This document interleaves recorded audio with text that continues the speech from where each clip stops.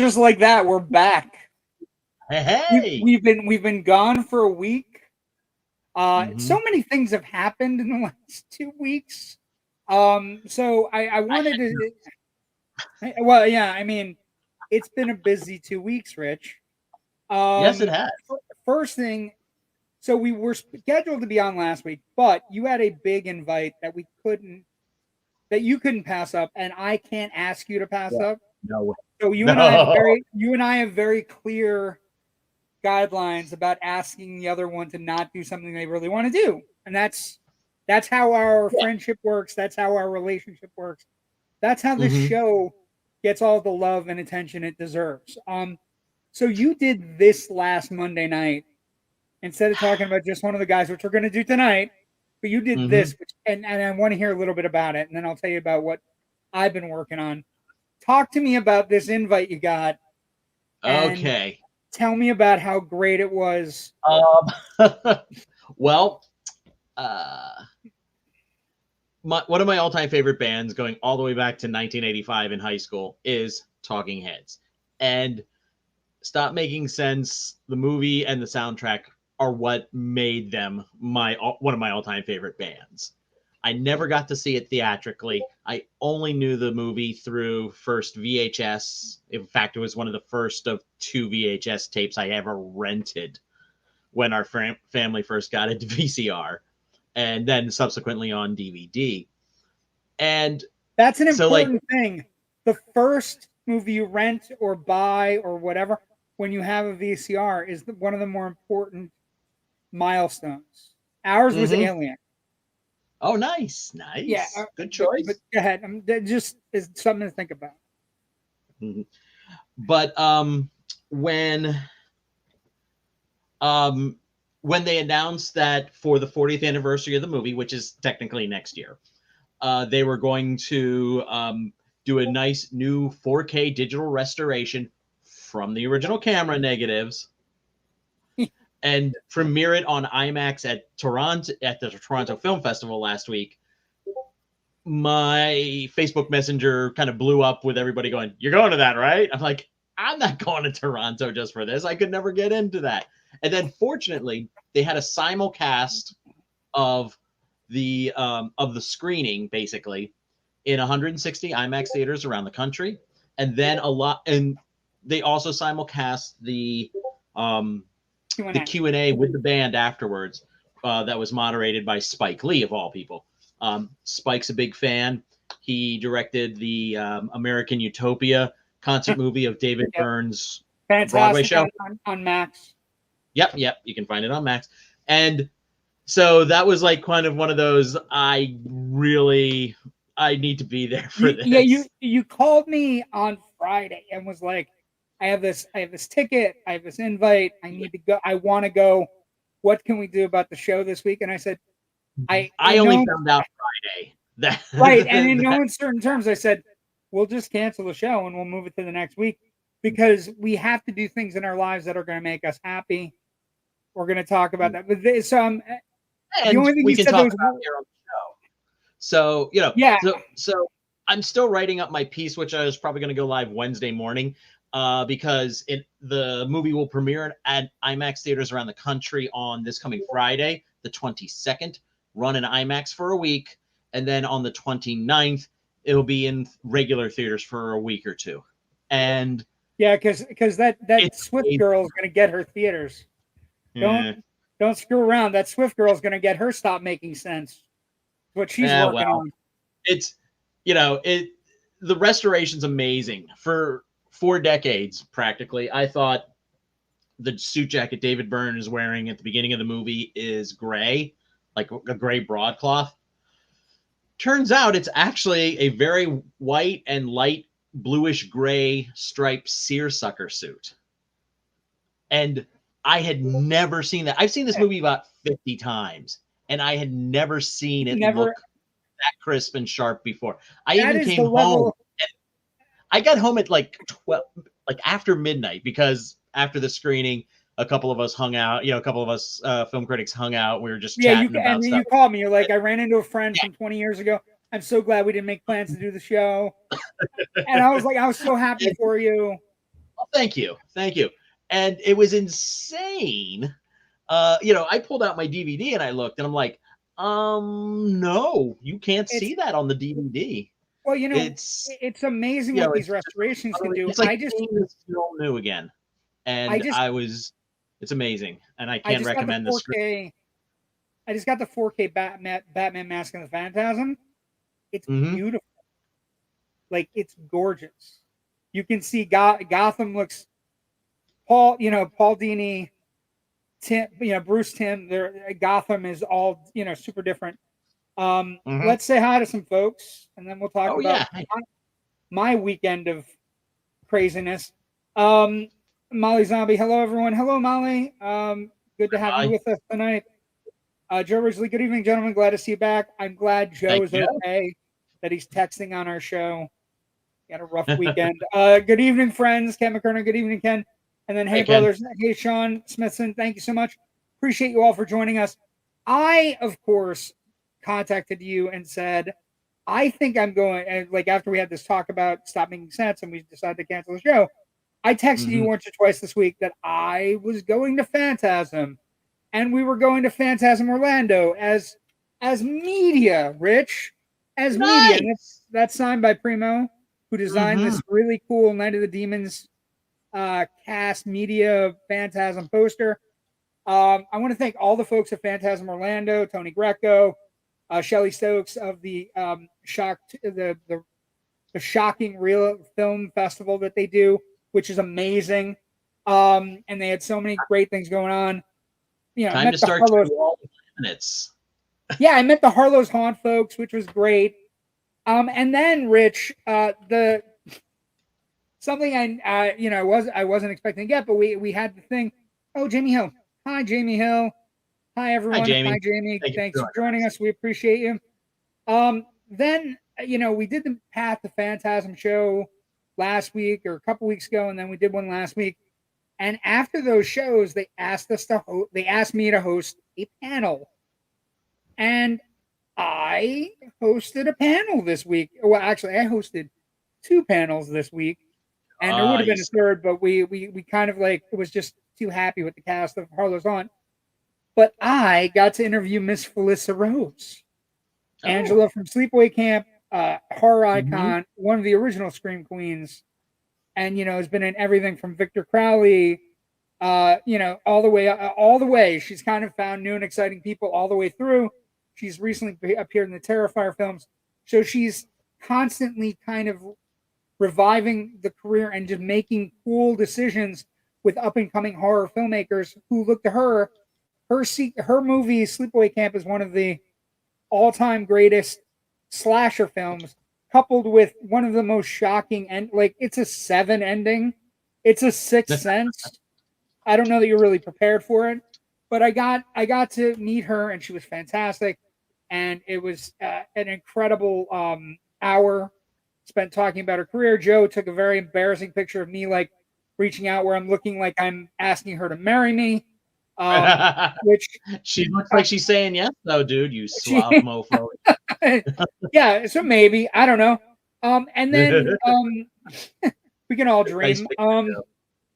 I also got pulled in at the last minute, and I got to do a panel with Sam Todd and Isabel DeLuce, who, if you don't know them, they're part of one of my favorite films of all time, like one of my favorite horror films of all time, Trick or Treat. Sam, of course, played Rhonda, one of the little witch that appears throughout the entire film and eventually kills her friends because they broke all the Halloween rules.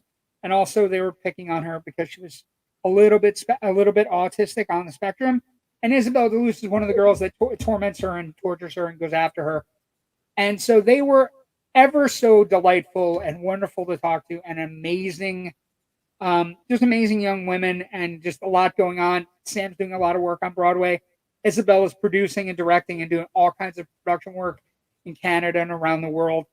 And they were incredible, and it was amazing. And then I got to go to the Harlow's Haunt premiere and hang out with the Harlow's Haunt folks. So I got to hang out with Terry Farrell, his mom, Judith, who is a peach. She would be a Southern peach, but she's from West Virginia. So she's a Northern Peach.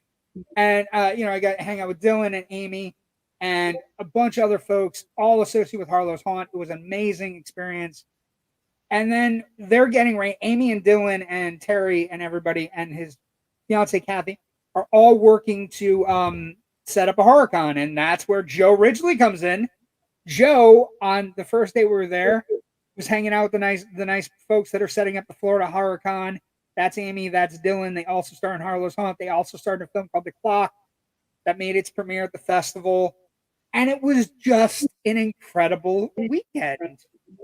Where where the show got put out, I got to interview some people. I asked really to. I apparently was told I could have brought cue cards or cards because I guess people that were doing the panels had all the cards, but I chose to memorize everything, so it didn't. I was told it was very good, but I also like one guy said who was doing the music. His name was Vern. He was super doing the. He was doing the not music, doing the sound and tech, and he said, "You don't have any cards." And he goes after the panel with Sam and Isabel. He goes, "You don't have any cards." I go, "Yeah, it was all memory and stuff." He goes, "How the hell did you do that?" And I was like, "I don't know. I'm just a fucking nerd, Vern. I'm just a nerd, man." and I know a lot of stuff, and I can ask a lot of questions. And and the same with Felissa Rose. I went in not apparently not prepared, but also not scared or anything. Like, I don't know. It was just a great weekend. I thank all the folks, Tony Greco, Shelly Stokes, and all the folks at Phantasm, which is it's a great little con where you get to go and you actually meet, hang out, and spend time with people that you've seen on the big screen. They had the big Night of the Demons panel. So almost all of the Night of the Demons cast was there. Nick Benson, who did some of the special effects for Steve Johnson, was there. It was an incredible weekend. They had Ghostbuster cars, all kinds of stuff. And I got to hang out with Joe Ridgely, and I was going to say it sounded great up until you got to hang out with Joe Ridgely part. I don't know. Well, yeah, then it was kind of a bummer. Joe Ridgely, JW should have done the Night of Demons panel. Thank you, Joe. And then Molly writes, Florida HorrorCon, # Florida HorrorCon. Yes, we're all in to help them do whatever they need to do as they launch in 2024 in September. So it was a great weekend. I was thrilled. I had a good weekend. I had a very drunken Friday night, and then got up at bright and early on Saturday and kind of just chugged through, and I was driving through on my scooter and got flagged down. Hey, do you want to do the trick or treat panel? And I was like, Shelly, I love Trick or Treat, right? Because it's one of my favorite anthology movies of all time. And she's like, yeah, well, that's what we're asking you, and we think the guy's gonna fall through and doing it. And I was like, okay. And then she came right back like 10 minutes later and was like, yes, we definitely want to do it. And that was 20 minutes before, and I was like, so if Sam and Isabel were wondering why the questions were so like kind of interesting and amazing, and I'm saying amazing, I don't know if it was. It was all off the top of my head. So it was a good weekend, Rich. It was a great weekend, and everybody at Phantasm HorrorCon should be super excited about the kind of con they offer. So my hats off, a tip of the cap to all of them. And we're back to being us, which is we got movies. We got a movie. Yeah, who wants to be us? We got a movie to talk about, Rich. And That's it's true. actually, the amazing thing about it, I actually think I love this movie a lot. Like, I just think it's one of those movies that if you were lucky enough to see it when it came out in the 80s, if you see it once or twice, and I saw it a lot because it was on HBO a lot. I remember being on HBO a lot. Yeah. I think it's one of those movies that just sticks with you. It's like Last American Virgin. It's like Fast Times at Ridgemont High. And it just has whatever a teen movie is. It's not grimy. It's not super clean like a John Hughes film. It's got squeaks, and it's got things where kind of they grind a little bit. Mm-hmm. But I think that makes the film all the more charming. And I I was gonna say I aggressively like this.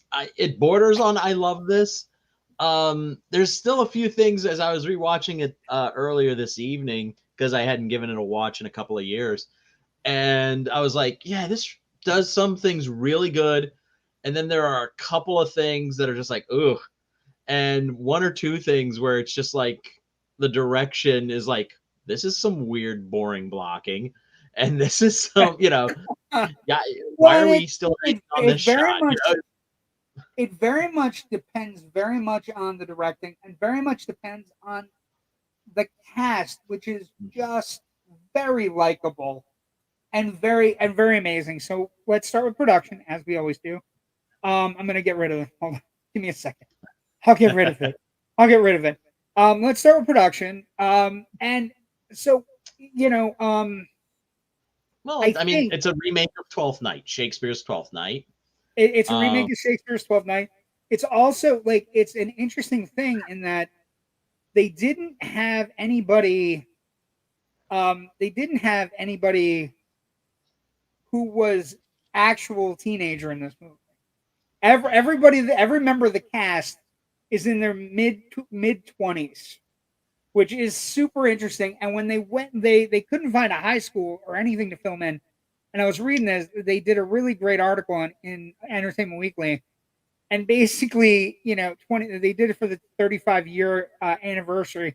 Also, because up until that point, it wasn't on Blu-ray or any mhm. disc, and it required somebody sitting Columbia Pictures down and Sony and just saying, "Hey, this movie's got a cult following. It's very loyal, and you might want to get a Blu-ray out." And apparently, Blu-ray did very well. But they filmed in Arizona, which is an amazing kind of thing. And basically, what they And did that was and that high school should look familiar to people too, it should you can give it away. Go ahead. because in another lifetime, that high school is San Dimas High. It is, Yes, it's the and same that's high school they and used that's for Bill and Ted's Excellent Adventure. yeah. There are pieces that look very familiar from the Yeah. outside. And then they basically they went into this high school. It's Mesa High School in Tempe, and basically, hey, we're making a high school movie. Can we just do some research and shoot here? And the actors all dress young, and they went in with them and sat in classes, mixed it up, talked to all the people. And what the director, by the way, this is also one of the '80s movies, and there are a plethora of them as you start to notice it that are directed by females, by women.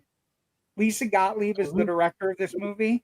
If you think about it, like Valley Girl, Real Genius, Fast Times at Ridgemont High, all directed by females, right? All directed by women who are making interesting movies and making interesting decisions behind the camera.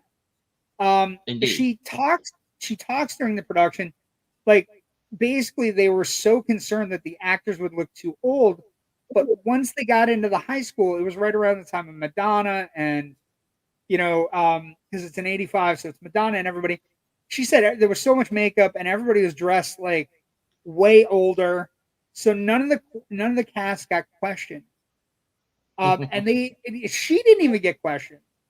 Like Mhm. when she's 25 with actors that are 25 and younger playing 16, 17, 18, and she didn't even get questioned about like walking into these classes.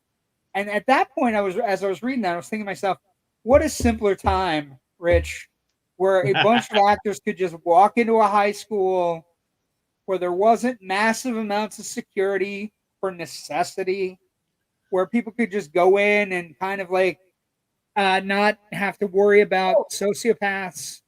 I mean, I first of just all, Terry manages to transfer into a new school for a week with absolutely no issues whatsoever. No parent coming along to say, "Hey, I'm here to register my kid in this new school."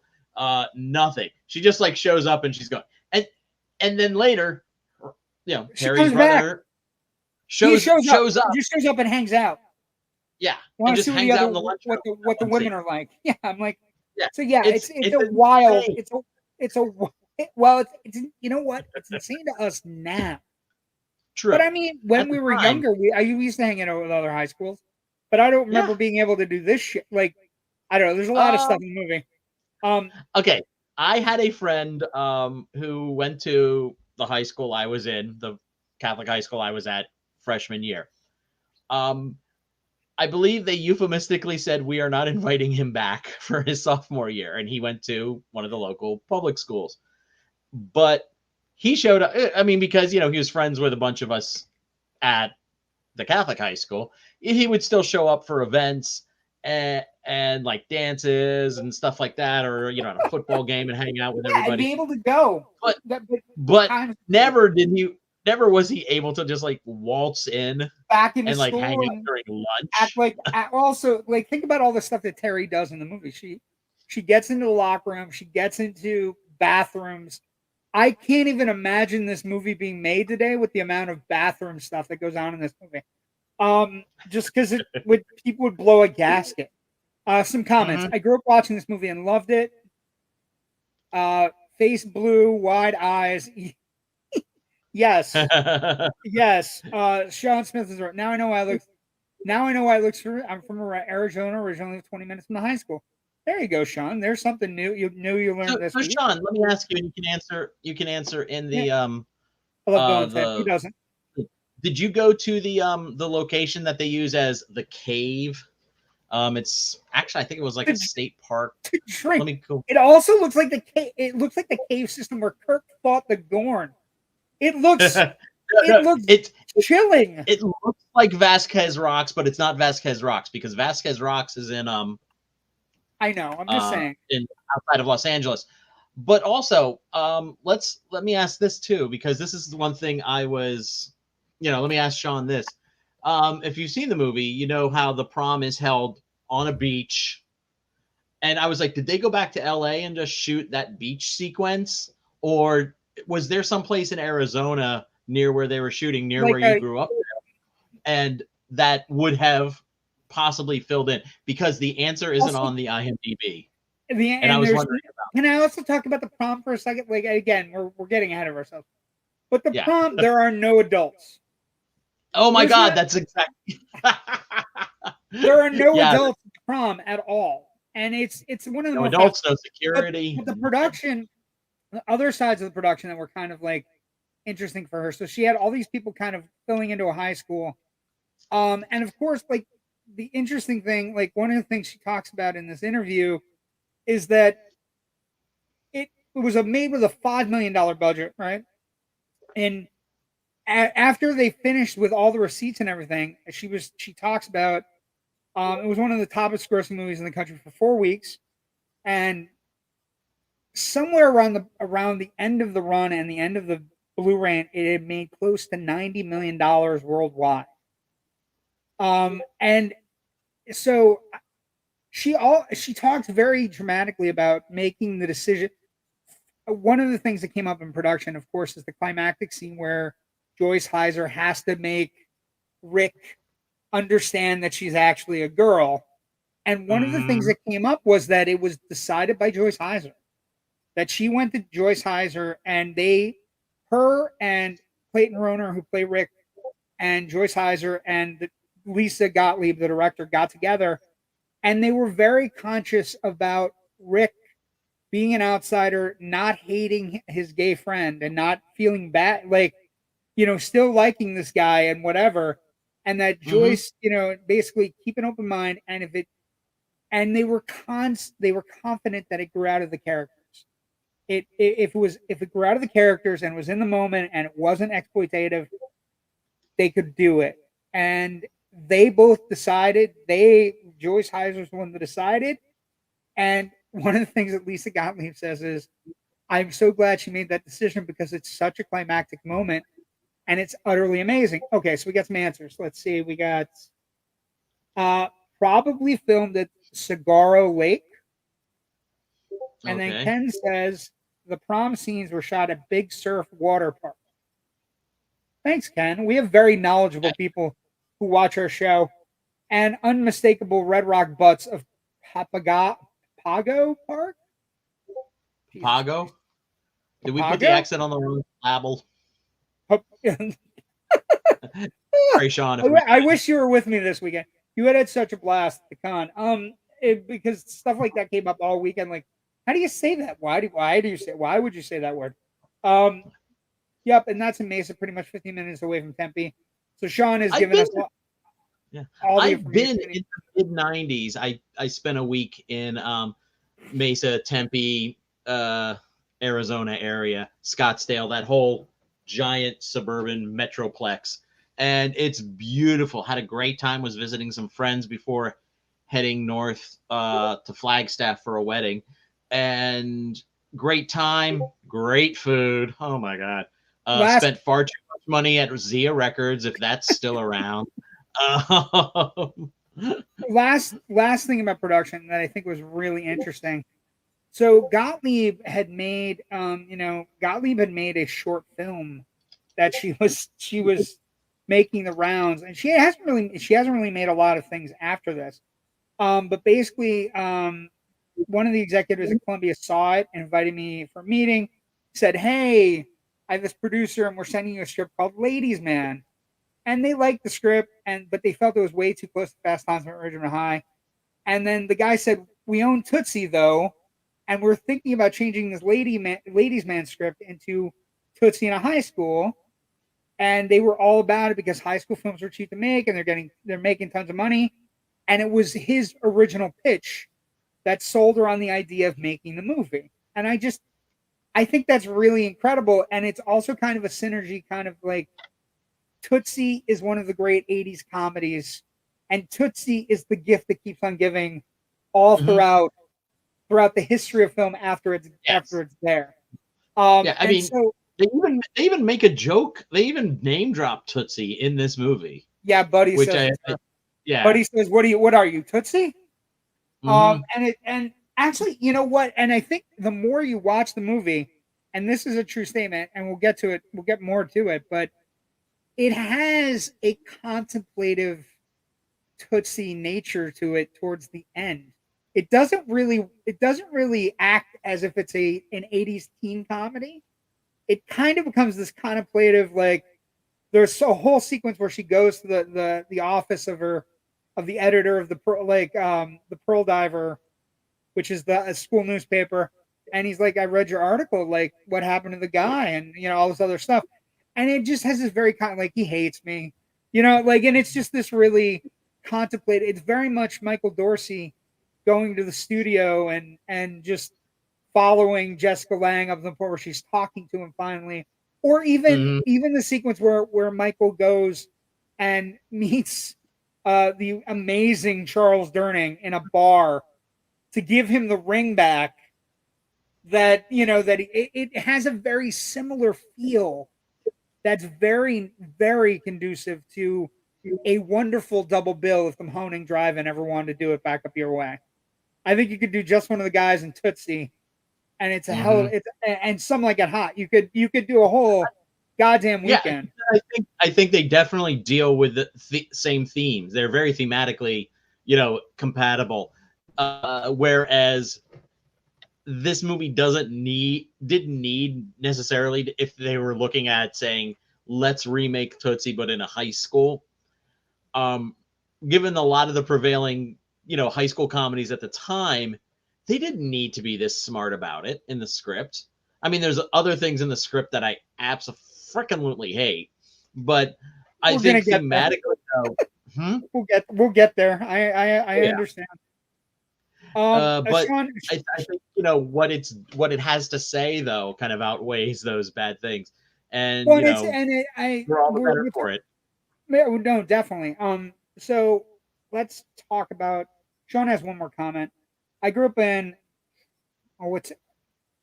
Awataki. I don't know, Rich. There are a lot of vowels. Right next to Tempe, and I believe that the only Zia records left is in Tempe by ASU, and literally down the road from Tempe High School. That might But be yeah, the one that I dropped a crap load of money get a in lot of right money, when I probably on got Talking Heads records. But that and some rare import Ben Folds 5 CD singles, there, which I still have. Jesus, we're dating ourselves. It was the Box 90s. office, box office. You know what? Here's the thing. I don't think we're well aware of the movies that came out in the 80s and how much money. Now, aside from us doing these raunch comedies and realizing that Porky's grossed $109 million, which Off before of a we ridiculously small budget. of a $4 million budget, and then the somewhat gross is what 340. We said like 340 domestic right now. It would be essentially Guardians of the Galaxy or the Spider-Man movie this summer. Mm-hmm. One of the interesting things about the box office when you look at it, and I was doing comparisons, right? So just one of the guys only grosses $11.3 million. But when you look at it, like a movie that we think is a much more popular movie, like Fast Times at Ridgemont High, only grossed 27. You know what I mean? A movie like Weird Science, which we think is wildly popular, only grossed 16, and 16 Candles only grossed 23 at the time. Mm-hmm. So, but remember, all of their budgets are in the low single digits too. Yeah, and that's what if I you're think not is conversion rates or the inflation rates in your head, that's the best way yes. to kind of look at it and go, oh. Yeah, there's a reason they were so goddamn popular and also so incredibly lucrative for their film companies. And you look at this movie it opened in 1,200 theaters. It played almost 4 weeks per theater. Again, we're still in the mid 80s. This is right around the time when theaters still only have 1, 2, and 3 screens. We're not at the multiplex stage of things. Yeah. So a teen comedy lasting 4 weeks, Rich, is the kind of thing where you go, holy shit. Like, and again, we're not talking Porky's. We're not talking, some of the bigger hits that lasted weeks and weeks and weeks and weeks. But it had a $3.3 million opening weekend, which is basically 29% of its gross. It ends up a domestic inflation box office of about 29 million. And when you put that together, you're looking at it and you're just like, it's actually incredible. It's an incredible off a $4 million budget. You know what I mean? Like being able to make this movie and it looks, as you watch it, if you go back and you listen to our show and you go back and watch it, it looks beautiful. It's well shot. You know what I mean? Like it doesn't look like a clunky teen movie that kind of looks, where their scenes are all filmed together and where like they have exposition shots. Like if you watch a movie like Ferris Bueller or 16 Candles, there are so many exposition shots to show you that you're in a house and then they go to the house and you don't necessarily see the characters walking into the house or sneaking into the house or anything like that. And I was amazed at watching it where it was just, they put a lot of work into this movie. This movie has and as much, and it's way better than we actually think of. Like, but the box office stunned me. Like all of these movies, I think in my head, like Fast Times at Ridgemont High grossed $100 million, or Porky's grossed $100 million, but Porky's actually did gross $100 million. That was not one I thought. You know what I mean? And the other thing that I think comes out in the box office, and this is something that we don't talk about enough, but women directors in the 80s had their fucking fingers on the pulse. They knew what teens wanted in their films. Now, don't get me wrong, John Hughes is always going to be like in charge of things. But when you're talking about the box office of these movies, Valley Girl, Real Genius, Fast Times at Ridgemont High, this, right? These are all movies that were made cheaply and then made a ton of bank for their studios. And at the same time, though, these women directors had to fight with the studios. A number of them have been years later, when they're kind of able to speak more freely about the process because the people that are about the bad mouth, are no longer, working. They're all retired, living, in Palm Springs. But, they'll talk about how the studio put pressure on them to have some nudity. We need to see some boobs, kind of a thing.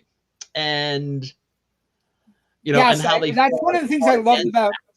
That's one of the things I loved about Gottlieb's talking about it, in that she told them no and said it's going to be up to Joyce if I film this scene or not. And I think that's a real interesting thing. Now, she had no say in who got cast in the movie, which I found really interesting because she's directing.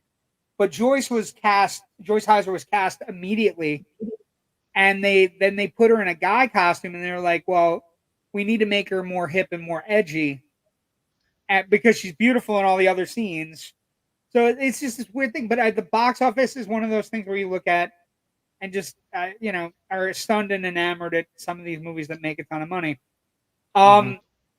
Critical response then and now. Now I think the most interesting thing you can do as a takeaway to this movie in 2023, and it actually recently came up. There was a series of articles in like magazines and whatnot about the idea that this is one of the fluid gender movies of the 80s. Now, you and I are both liberal people. Like we just don't care about stupid social issues at all. If you don't like it, you can go. But one of the most interesting things is that I was reading about this. So there's an article, a really great article by a writer named Michelle Meek, and she wrote it in 2020, and about movies that have a sort of gender flow, a gender pliability to them. And this is one of the films she talks about.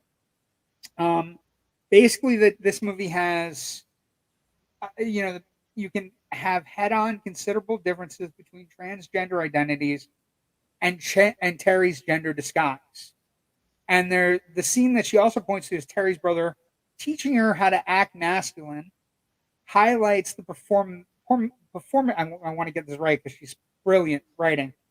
Performativity of gender, a concept Judith Butler describes by stating, gender is kind of imitation for which there is no original.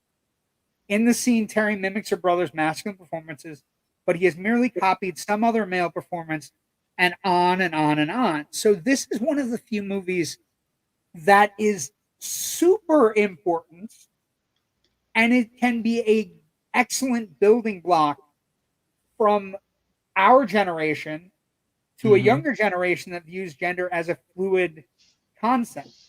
Because there are many moments in the film where there are great decisions on gender. There's a lot of good in this movie on gender. There are some terrible decisions on gender, and we'll get to them in a moment. But there's a good and a bad to this movie, which is fascinating. And I think as you progress through and you look at the 80s films and the way we're going with these films, where we start with Porky's doing Bachelor Party. Porky's is on an island by itself. It's raunchy and whatever, and then Bachelor Party kind of is less raunchy and kind of building the male camaraderie.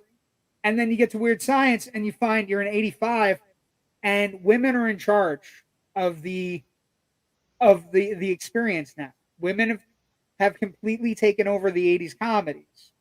Kelly LeBrock is in charge of Weird Science, not Gary and Wyatt, right? We get to this movie and we have a female director. We have a female character that stands up for herself. We have a female character that believes there's sexism because she overhears the teacher, that's oogling her, right? And she believes she's the victim of some sort. In reality, she's written a bad. So it's like reverse sexism. She's written a bad story that's boring and nobody wants to read, but she doesn't know that. She has to do something else, and she takes it and just kind of runs with it. And I think there's some really good questions to be asked about how we treat people and how they look.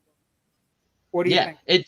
I think it's very interesting when Terri goes to the other school as male Terri and submits the exact same essay to the journalism teacher there, and that teacher gives essentially the same critique. He actually says, just because you're male doesn't mean you can't feel. Yeah. Just because you're male doesn't mean you can't put any heart or energy into it, right? And I think that kind of speaks to that maybe, Terri was trying to be a little too masculine in her ambition, and it kind of seeped into her writing, but she could still, you could still be ambitious, but retain a certain amount of femininity. I think that this whole movie is about her kind of discovering that proper, that balance for her. Balance. Not well, proper also, balance, because that's just balance. Yeah, just balance. a For balance that's good for her. Yeah, and I think one of the bads that has to be discussed if you're critiquing it and talking about it. Well, first off, before we do that, as you know, we use Rotten Tomatoes here only as a tool, not as a guideline. But this is one of the few movies where Rotten Tomatoes at 57, so it's just under being fresh. But the audience score is almost 8 points higher, 65. I think it's one of those movies that people really love.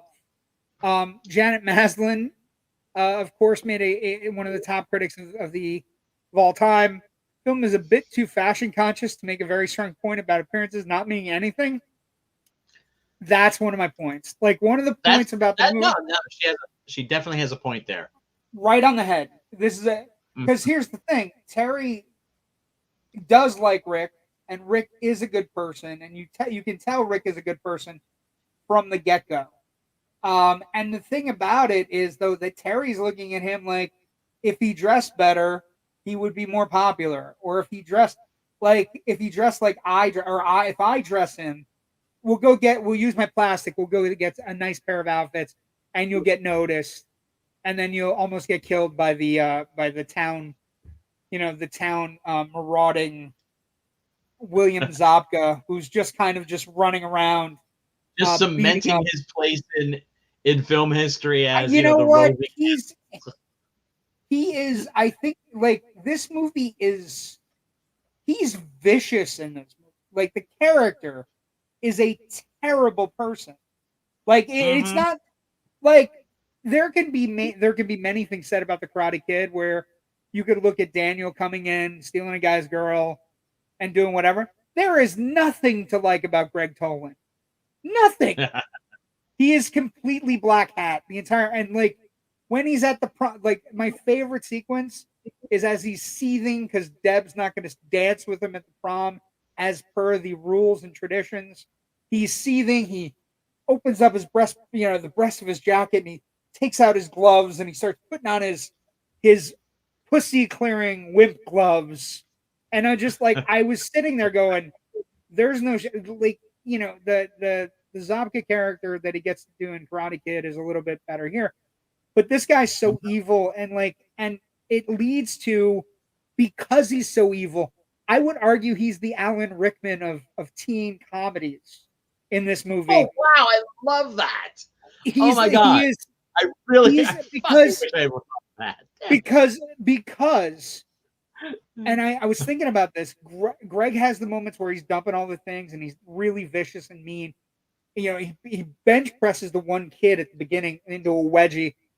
But the moment where Rick takes him on and completely eviscerates him in front of the students can only happen and be a great moment for the audience and for Terri and for Rick and for Deborah and for all the people that are watching it in the class in the high school, if he was not a piece of trash. He has to be a total piece of trash. So when he gets that moment where Rick is like, "This is for you, buddy. Everybody lift," and just without that moment, he's completely evil. He's completely awful. But that moment allows Rick to completely ascend in the hierarchy of the school. And you can't do that without having a really good bad guy. Every great movie, if you have a villain in your movie that isn't, if you don't have a villain, you're whatever movie you're making, right? But if you have a great villain, you can make your hero look way good. So I was thinking about the Alan Rickman of teen because Zabka was Alan Rickman, all these different movies where he's playing a villain or playing a bad guy. Zabka got to do that, but in teen movies, not in Robin Hood or Die Hard. So I really put that together today. So I'm glad you enjoyed it. It was mainly for you and for everybody who watches. I try to come up with great things. Ken writes, similar movie to this one is a family kid or She's the Man in 2006. Ken, you're jumping the gun. We haven't gotten a legacy yet, Ken. But yes, there is. We're going to talk about that in a moment. That's one of the legacy films that we're going to talk about. but there are a lot of legacy films, and actually, this movie has a core sweetness to it. Would you agree with that, Rich? There's a core sweetness to it that is, it's ahead of its time. Mm-hmm. The response for critics in the 80s was that it's a little bit elevated teen comedy, right? And Yeah. then you get to the boob sequence, and again, I had not read up until today when we're doing the research for our show that Joyce Hyser and the director and Clayton Rohner all made the decision together for that climactic scene. Because if you think about it, like most of the times we're reading these reviews, And an you actor could just have acts. easily just as easily to get the story point across. You could have shot it, over her shoulder, from behind, and where she just does this, but all you see is like her back as she opens up and kind of a thing. But they chose I not do to. think I do think it has a more, it's impactful. Like I don't like I was thinking about it. Like it is on the list of one of the, like, there are these horrible lists from the 80s of the most watched and rewatched and most watched scenes of the 80s. Phoebe Cates, of course, in Fast Times at Ridgemont High, and this, and a couple of scenes from Porky's, of course. So I understand that you're trying to get it, but again, up until today, I had no concept that it was it wasn't just something that was in the script that had to be done. That Joyce Hyser went and said, we can make this a really important thing and really get the point across. And they looked at it and and it's not exploitative if it's deserved or earned. And I think that's amazing. I will say that again, one of the things that came across today also was he does look great and he's a great kid and he loves James Brown, but he dresses shitty. Who the fuck gave him that mustard shirt? There's a mustard shirt in this movie that's one of the most ugly things I've ever seen in my life, with white socks and brown shoes. It looks like he's a version of like walking diarrhea at some point. Jeez, dude, that's harsh. That's harsh. That's harsh. But he's the three shades. You get really sick, right? Anyway, sorry. I went right up here from my Rickman thing right down. Yeah, you lost him. It's disappointing. But I think the movie it's got a sweet core to its center. It's really well done. Hyser is really great. And Clayton Rohner is fantastic as Rick. And again, he has Zabka to play off of, and you have all these little weird little performances. There, Ari Gross, who went on to do other things, plays a kid who thinks he's an alien. There's two kids who think they're aliens, and they have one really funny line where they're playing with like what they think is a communicator from like a Star Trek type show, and they're like, I believe it's what a human form of douchebag. And Zabka walks into the shot, and they're like, and there's a kid who has lizards, the reptile kid. And it really felt like they were going a little overboard, and all the weird geeky kids in school. The lizard guy. There's the one kid. The lizard guy brings his fucking lizard in the shower. Who's saying yes to that? Again, he total also lack of supervision of children at this school. Yes, at this school, there's no supervision. I mean, the gym teacher's obsessed with bowling, which is just weird. There are some weird, there are definitely some weird things. I think, it's got a sweet core though. I enjoyed immensely. I think it is one of the movies that you can do a cross-generational thing where you can watch it, and the pliability of gender in this movie, because like you go from Terri has more scenes in this movie. She has more scenes in this movie where she's jumping to and fro and becoming the character within the scenes. Out of necessity of the script, like the romantic comedy, bumbling things. I think it's a really good movie, and I actually think as we progress through, it's one of the places where there's a turn, right? Because the movie we're going to talk about next week is the female perspective of the 80s. what females are looking at comedies and what females. Buddy has a sequence in this movie where he says it's the 80s. Women can be just as degenerative as we are, right?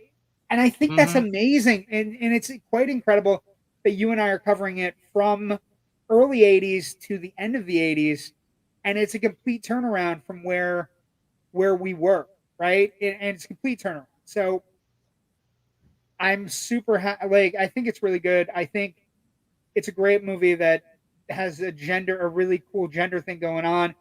There's even like and the Clayton Roner character, like there's a sequence where Terri's talking with her boyfriend at the prom, and Clayton Roner's like in the back going, "No, I'm not part of this and whatever."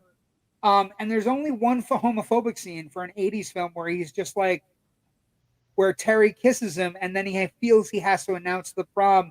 It's okay because he has tits, and that's the most homophobic thing in the movie. And Mhm. thinking about how homophobic the '80s could be, that's kind of incredible. Just especially in a gender swapping movie. You know what I mean? Like, you could be perfect like Tootsie and not have any, right? Or you could be, you know what I mean? Like, but Yeah. this is close. This is very close. That brings us to legacy, franchise viability. Now, I want to talk about this because this is something that's super intriguing. In the EW article, one of the things that comes up from Lisa Gottlieb is that they're working on a sequel. I I don't. don't know if they're working, but they've talked about it. They've Like talked. they have an That's idea. enough. That's enough.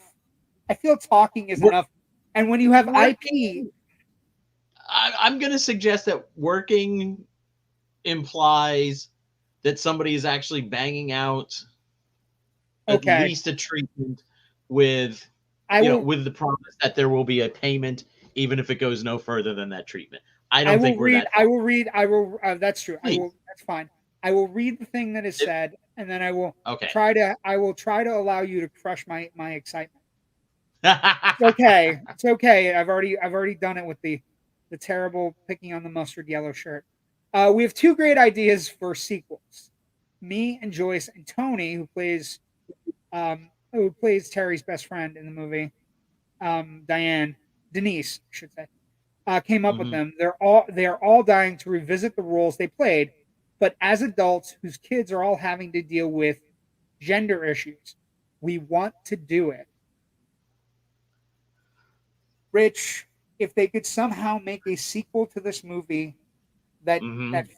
that is a comedy that focuses on gender and gender fluid issues and somehow make this movie a touchstone movie that people will revisit and come back to because they need to see before the sequel hits. I want it to happen because I would enjoy seeing what they had up their sleeves too. I would love to. I think it's Honestly, a much more difficult issue now. yeah, And, it's but yeah. but I think it's a real hard rock to push up a hill at a studio at this point because they're going to say, well, there's going to be a lot of states where we're we're gonna going to have get a some rough time. pushback about it, about exhibiting this film. Some people may even try to say that again, because let's face it, this is a drag comedy in reverse, and who knows what wackadoodle laws, uh, I like wackadoodle I like people wackadoodle. We're a are going professional to be show, able folks. We're a to. professional show. We've had wackadoodle. Yeah, come on, that's But yeah, 4 syllables, buddy. 4 wackadoodle. So wackadoodle. we break up the big We're words for the we're people. yeah, we're definitely in the foray to wackadoodle. But yeah, but I would like to see it. Like I'd like to see if there's something there, and I'd like to see it. Ken was also kind of jumping in quick on us, but this movie came out in '85, so you're looking Mhm. at um 21 years later, Ken Sing. 20, 21 years later. But think of all the movies that have came out that are all Mhm. part of it. But you have to start looking at particularly like you have to look at basically teen movies. So what do you got? You got um You could say Big Mama's House. You could say Sorority Boys, which is a Michael Rosenbaum, Harlan Williams, Barry Watson movie. You could say Juwanna Mann. No, nobody would want to watch it. You could do The Hot Chick with Rob Schneider. You could do like there are so many Oh, wait, movies. did you say Sorority Boys with I Michael did. Rosenbaum? I Okay, did. sorry. I was glancing at something else while you were going down. I apologize. She's the man. She's the man is the one that Ken mentioned. That's of course Amanda Bynes. That one's very close in the sense that it's very much like 12th Night, and it's very much about Amanda Bynes wanting to be able to play soccer in the same way that Terri wants to. She wants to play on a more competitive soccer team in the same way that Terri wants to be a journalist and win this internship. You know, you could.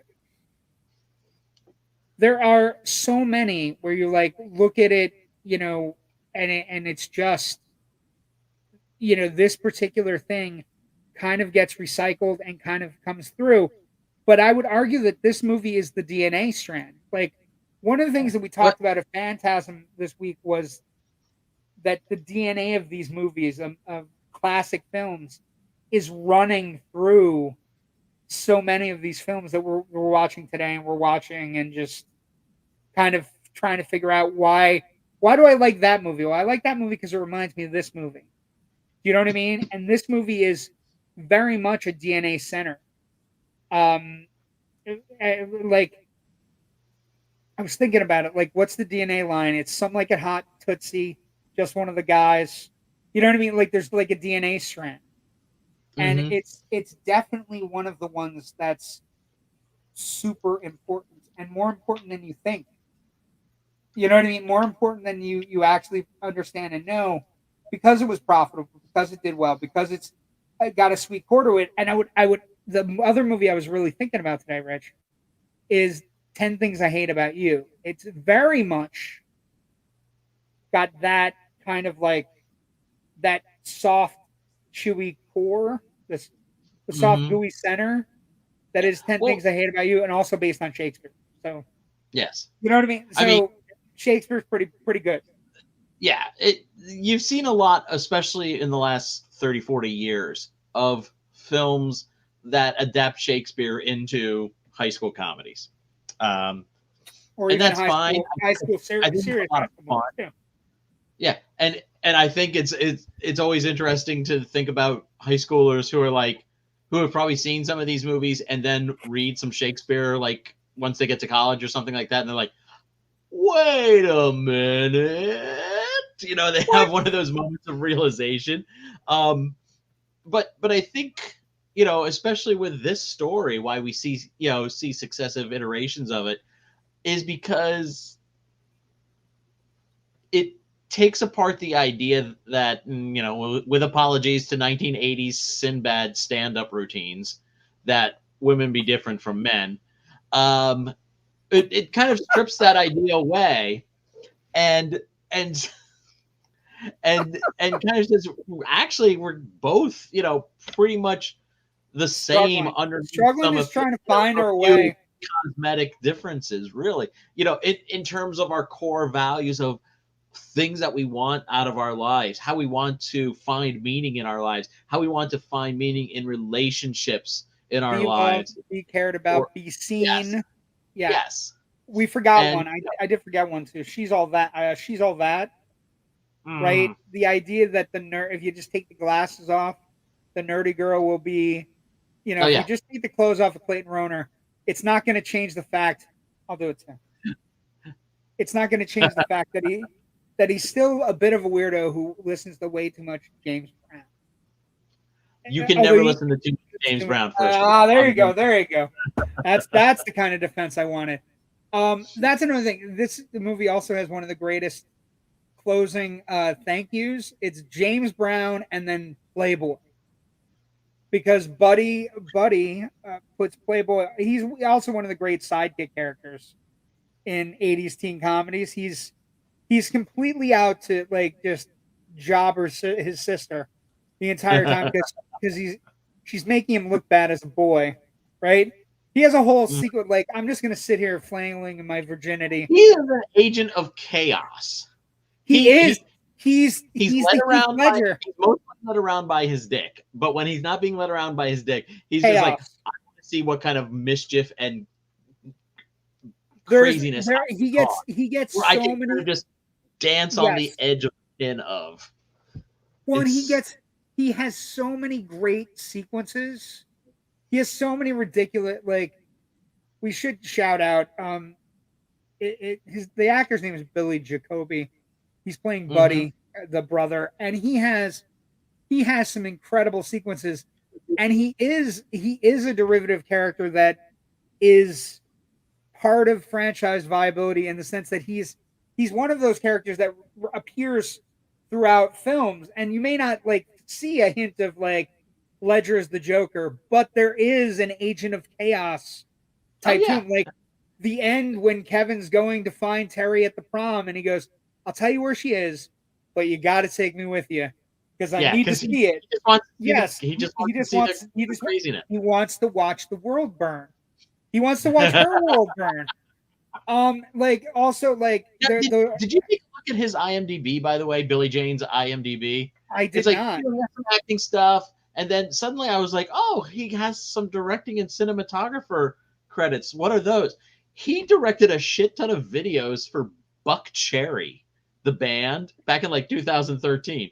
And that's really outside of like one short film. That's like what it looks like. He's The only been on a lot of television, United Yeah, States of Terror, Cold Case, Walker, Texas Ranger. it's just Um, like but does he know the it's guys in Buck Cherry, and that's why he got this gig directing like yeah, 7 years it's for them? It's insane. it's a really good performance, and the idea that he didn't really do a lot after kind of makes me sad because he's Mhm. very funny in the movie. There's a phone call in the middle of the movie when Terry's hungover after the misstep with the Sherilyn. Oh, by the way, Sherilyn Fenn's in the movie. We haven't talked enough about that because she's Pre Twin Peaks. pre Twin Peaks and My astonishingly point. beautiful and kind of like her own kind of agent. Like she's Mhm. but there's a sequence in the movie where he's talking on the phone to his parents who are gone away for the purposes of this particular phenomenal, movie. There is no adults in this movie. There Mhm. are and the adults that are there are the two teachers that tell Terry her writing's boring, the one teacher that's oogling Terry, the mom in one scene, and then no other adults. And the janitor. I'm sorry, the janitor is always upset about people dumping their trays, and my janitor in my high school would have beaten somebody with a stick. So that's that. But I will say that the performance, he's really good, and he's an agent of chaos. So in a Mhm. little way, he very much is he is the Joker of the piece. He Yeah. kind like, and there's a moment where she's like, "There's a half naked girl in your room.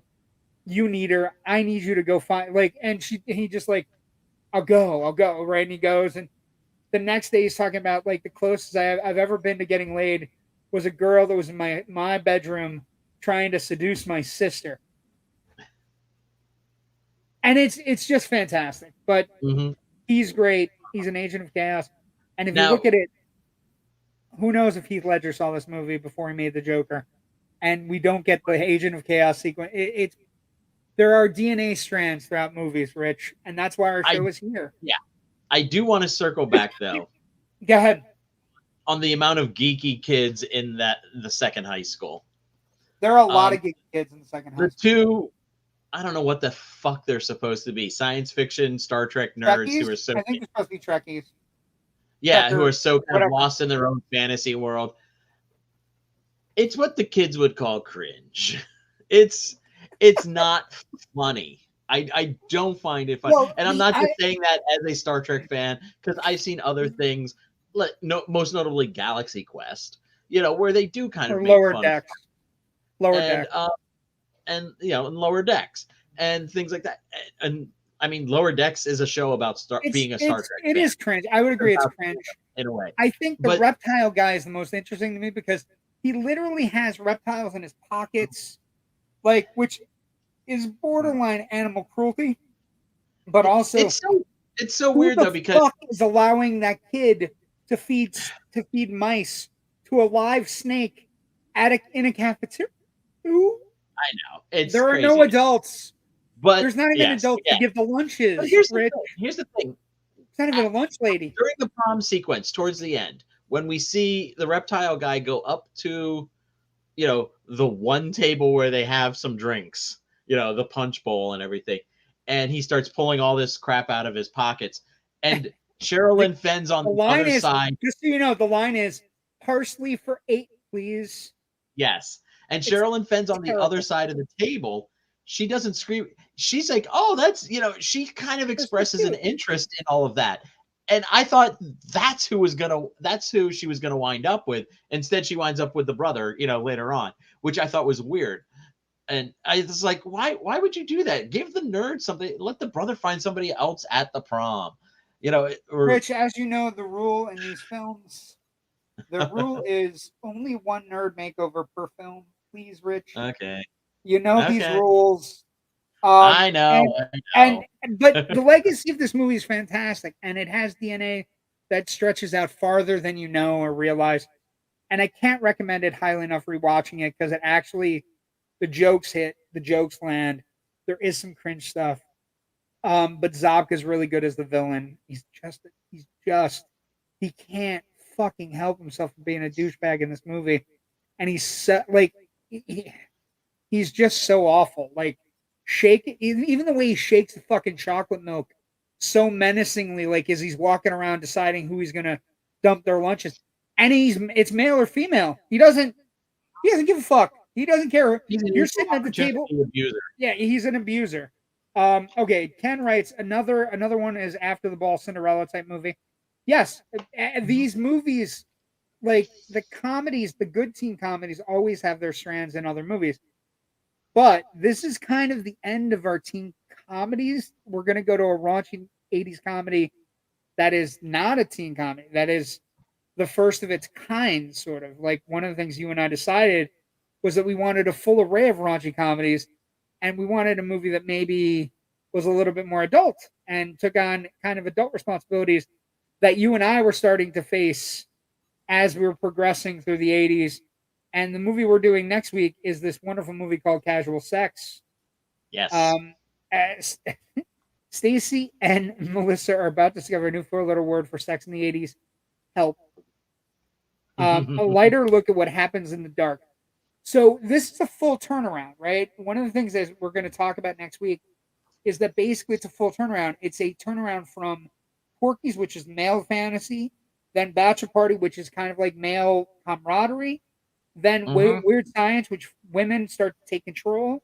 You're just one of the guys, where another female character, female director, female story. We're seeing how men are acting through a female lens. Yeah, and this movie is basically how are they navigating their sexuality, and why is it comedic, and how is it comedic. And you and I have had long discussions about the concept that are women funny. Movies like this are funny. They were funny when they came out. So just one of the guys is one of those is got some cringe moments, moments that you have to kind of figure out, but realize, one of the things you can take away from our episode is that it was decided by the actress and the actor she was working with, and they were going for bang for the buck. They wanted the sequence to sizzle, so they chose to do it. Doesn't look nearly as exploitative as I used to think it was. And then you get a movie like Casual Sex, which we're going to finish up with next week, and we're so excited about this as we end our 80s raunch fest for the fall, and we get ready to usher in spooky season. But next week, Casual Sex. If you're looking for a very funny raunchy movie, Bottoms is still in theaters as of this week. It might be gone by Friday. I don't know what the distributor's plans are. It's been here for a couple of weeks. And Joyride, so if you want to go see is in a theater and laugh with people who you don't know, that's a good way to do it. And Joyride is out on streaming, and just saw it recently. It is fantastic and sweet and dirty as all hell. It's filthy. The movie's filthy. It's incredible. All I'm going to say, without making it a spoiler, the single greatest joke ever. What was that? The tattoo shot. Well, I thought you were going to do, which is the greatest pun ever. I don't know. There are memes. I thought pretty tat. fantastic. A fantastic joke that just keeps on giving as the movie progresses. Yes. That's a fantastic movie. Rich, first off, we're on the Indie Escape Network. We want to thank everybody for watching. If you Some great like shows this, coming up all week. Do we have no, the? no, we don't. No, we don't have any previews of any shows coming up. We're it for right this week. Yeah. Oh, But what you can do is subscribe on our YouTube channel, Indie Escape Network. You can also do this. You can check us out on Facebook, our find us on Facebook page, Facebook and Twitter.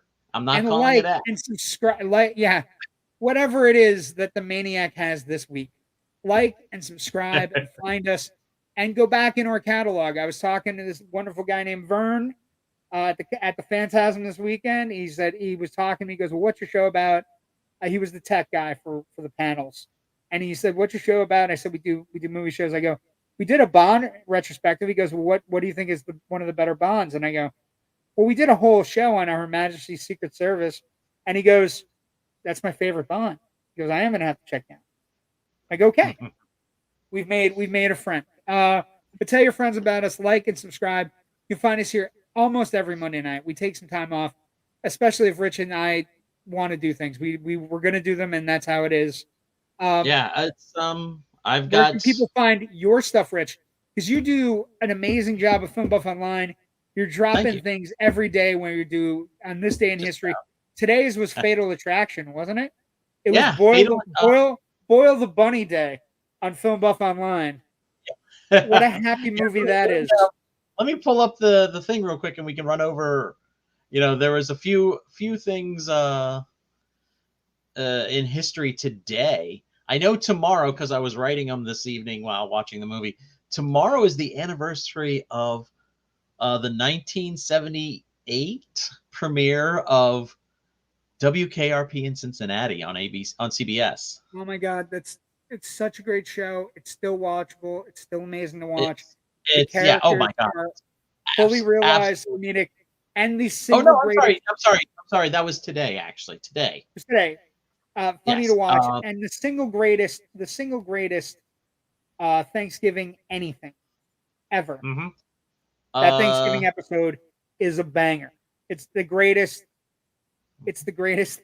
I had no idea turkeys could not fly. And on this date in 1992, we had both Singles and School Ties released, which I think are both, fantastic films. Obviously Fantastic being very... 90s movies. And Singles is the single greatest soundtrack in the history of. It's up there. It's in the top 5 as single greatest soundtrack. That soundtrack is Dyslexic Heart, man. Ooh, got a dyslexic heart. Yeah, Dyslexic Heart. I saw Westerberg at the Stone Pony in Asbury Park right around this time. There's 2 songs he had on this the soundtrack, plus his 14 songs, his first solo album, Away from the Mats, and it was an amazing show. It was a fantastic show. School Ties as a NEPA tie for us because it was made about a man who actually is from Scranton. It is a great Brendan Fraser performance. Also, a fantastic Matt Damon performance. He's an evil douchebag in that movie. He's great. Before he became Bourne, he was definitely a bad guy in School Ties. Where can people find you and this Film Buff Online stuff if they want to get their movie news every day? Okay, all of my writing is at filmbuffonline.com. You can find Film Buff Online on Facebook as well, where we do some additional content like these history posts that we talked about. I have another podcast called The Big Picture Podcast that I do with my very best friend, Natasha Bogutsky. And we were going to record an episode yesterday, but we wound up, we shot a short film for a competition, and then we wound up helping somebody else with another project. And that's why I was running from 6 a.m. till midnight. I did a full 18 hours of just making movies yesterday, and it was wonderful. You can also find me on the socials at both Twitter and Blue Sky at FilmBuffRich. You can find me, JW the Movie Guy, on Facebook, Instagram, Twitter, X, whatever it is this week to annoy people in the interweb. You can also find me on Facebook at JW the Movie Guy. Find me on the Indie Escape Network every Monday. We try to do every Monday night. And you can find me on my other show, Loud Nerdy, which is on Tuesday nights, where we just talk about shoot the shit and talk different things about pop culture and what's going on in the world and what's going on with movies and whatnot. Thank you so much for. I want to say thank you to everybody at Phantasm again, and thank you so much for joining us tonight. I'm glad we're back. We got one more episode left of the '80s Raunch, and then we move on. Hammer's coming, Rich. We got to decide on the Hammer. Hammer's coming. I know. Got some Hammer horror coming our way. Hammer horror coming our way. Thank you so much for joining us tonight.